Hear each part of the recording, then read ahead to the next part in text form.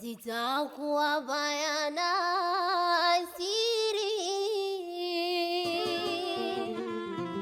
Assalamu alaikum warahmatullahi wabarakatuh.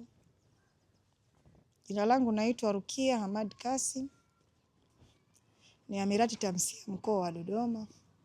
Leo tumekuja hapa, lengo kuu ni kuadhimisha maadhimisho yetu makubwa ya Tamsia Day, ambapo tunaadhimisha miaka 33.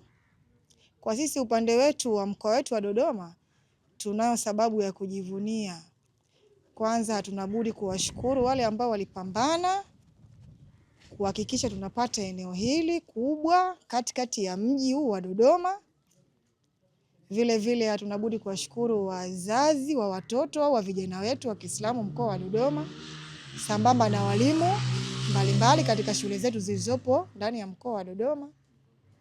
Lakini shukrani za pekee ziende kwa viongozi wetu wa mkoa, hususan amiri wetu mkuu, Amiri Jafari Daya, kiongozi wetu wa habari na viongozi wengine mbalimbali, kina brother Abdalla Bakari, kwa jitihada kubwa ambayo wanaifanya, sambamba na viongozi wa wilaya, brother Mikidadi. Lakini hatuna budi kuwashukuru wadau mbalimbali ambao wanatusapoti kwenye matukio yetu mbalimbali ya Tamsia katika mambo yetu ya ujenzi. Na hapa tunao eneo ambalo tumeanzisha ujenzi wa madarasa, ambapo tumeanza foundation na kunyanyua madarasa mawili. Lengo letu ni kutimiza madarasa 6.